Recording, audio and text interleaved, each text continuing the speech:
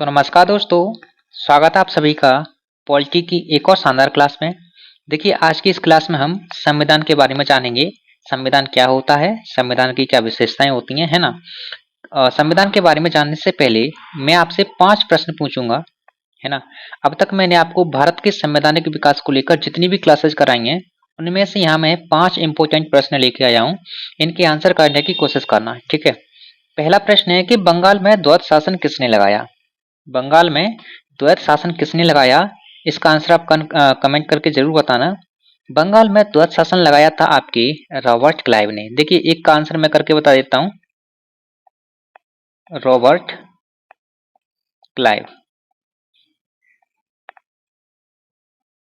Robert Clive ने बंगाल में द्वैध शासन लगाया था 1765 से लेकर 1772 तक, है ना। ये द्वैध शासन चला था और इसी द्वैध शासन को भारत की लूट कहा जाता है। लेकिन अगर आपसे ये प्रश्न पूछा जाए कि बंगाल में द्वैध शासन का अंत किसने किया, तो आपका आंसर होगा वॉरेन हेस्टिंग्स ने, जो बंगाल के प्रथम गवर्नर जनरल बनाए गए थे, है ना, 1773 ईस्वी में। ठीक है। अगला प्रश्न है, किस एक्ट या अधिनियम के तहत कलकत्ता सरकार को बिहार, उड़ीसा और बंगाल के लिए भी कानून बनाने का अधिकार दिया गया। किस एक्ट के तहत कलकत्ता सरकार को यह अधिकार दिया गया था कि कलकत्ता सरकार ही बिहार के लिए, उड़ीसा के लिए और बंगाल के लिए कानून बना सकती है। तो आपका आंसर क्या होगा। अगर आपने अच्छे से ध्यान से क्लासेस करी होंगी ना, तो आपका पता होगा कि 1781 का जो सेटलमेंट एक्ट आया था ना, 1781 का संशोधनात्मक एक्ट, कौन सा, संशोधनात्मक एक्ट,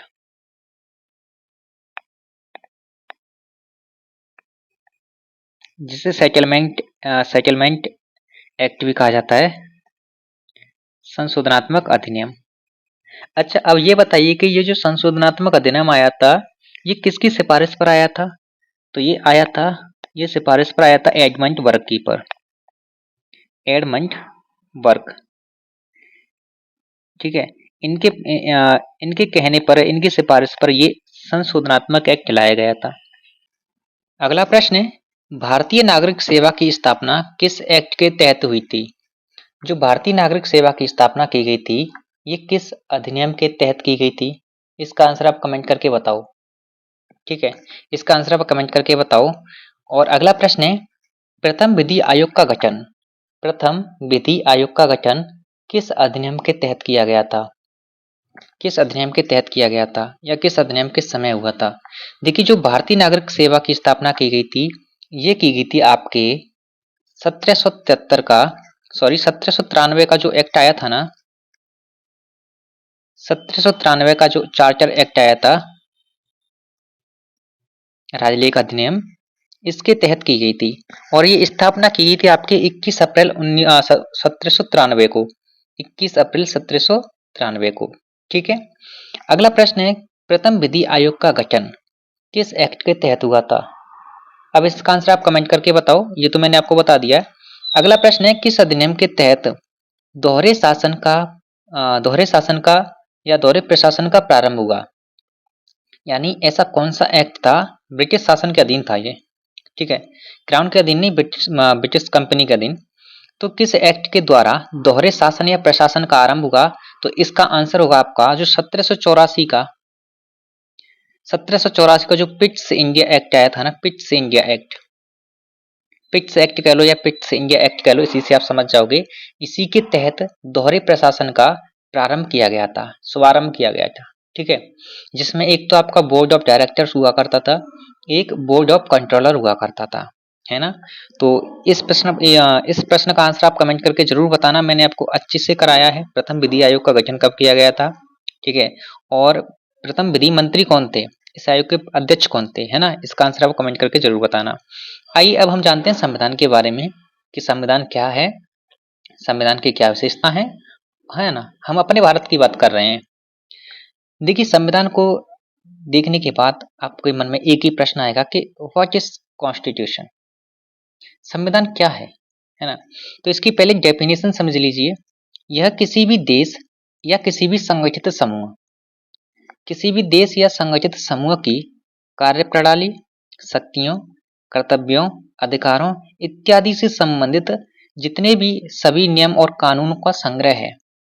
ठीक है, किसी भी देश की कार्यप्रणाली, शक्तियां, कर्तव्यों, अधिकारों से संबंधित जितने भी नियम और कानून हैं, ये उन्हीं का संग्रह है। इसी को संविधान कहा जाता है। अब आपने हिंदी में संधि विच्छेद तो पढ़े होंगे ना, तो संविधान का संधि विच्छेद होता है समधन विधान, जिसमें इस सम का अर्थ होता है समान और विधान का अर्थ आप जानते ही होंगे कि नियम या कानून। इट मीन्स जो नियम और कानून सभी नागरिकों पर एक समान रूप से लागू होते हैं उसे ही संविधान कहा जाता है। समझ रहे हो? कनेक्ट करके देखो, आपने संधि विच्छेद टॉपिक किया होगा, संधि वाला टॉपिक, तो उसमें संविधान का संधि विच्छेद भी पढ़ाया जाता है टीचर के द्वारा, है ना। सम का अर्थ होता है समान और विधान का अर्थ होता है नियम या कानून। ठीक है, इट मीन्स इसका अर्थ ये है कि जो नियम और कानून सभी नागरिकों पर एक समान रूप से लागू होते हैं उसे ही संविधान कहा जाता है ना। अब मान के चलो जो यूपीपी की भर्ती आई है ना, इसमें ऐसा तो नहीं है कि ये किसी विशेष वर्ग के लिए है। जैसे इसमें जनरल के जाएंगे, सामान्य वर्ग के जाएंगे या ओबीसी अन्य पिछड़ा वर्ग के जाएंगे। इसमें सभी वर्ग के व्यक्तियों को शामिल होने का समान अवसर दिया गया है ना। तो यही होती है संविधान। ठीक है, अब संविधान की विशेषताएं जान लीजिए जो कि एग्जाम पॉइंट ऑफ व्यू से ज्यादा महत्वपूर्ण रहती हैं।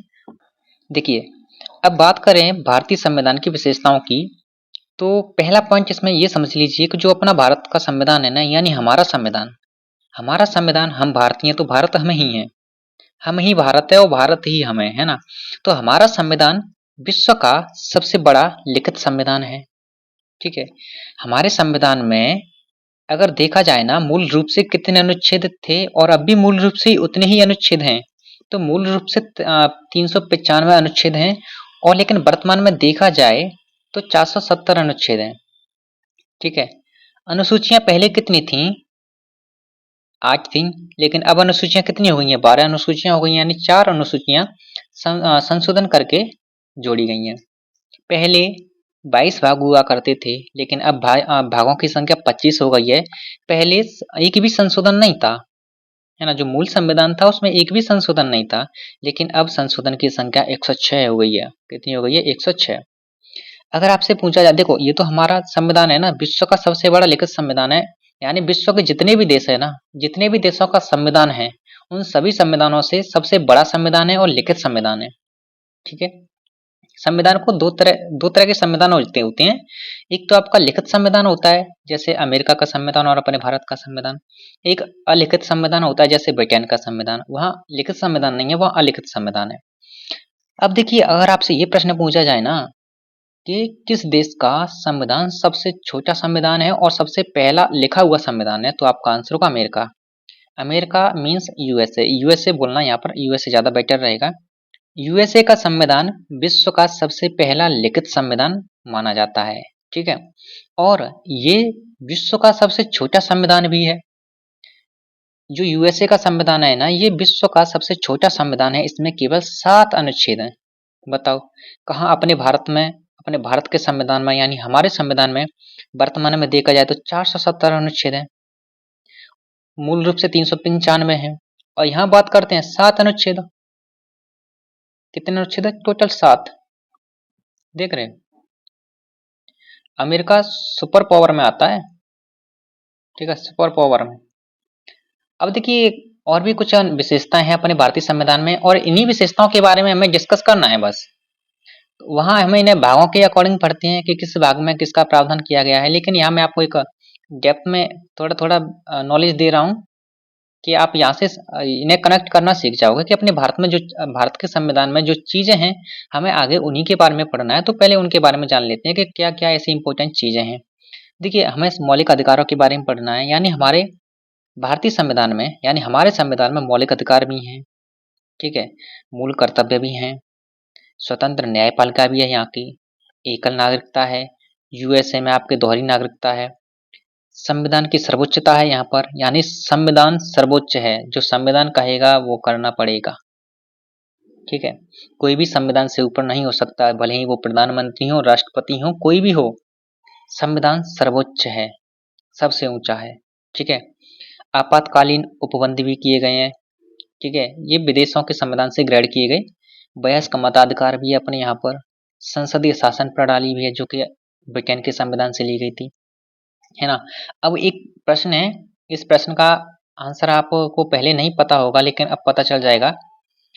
जो भारतीय संविधान है ना, भारतीय संविधान विश्व का सबसे बड़ा और विस्तृत संविधान है, ये कथन किसके द्वारा कहा गया था?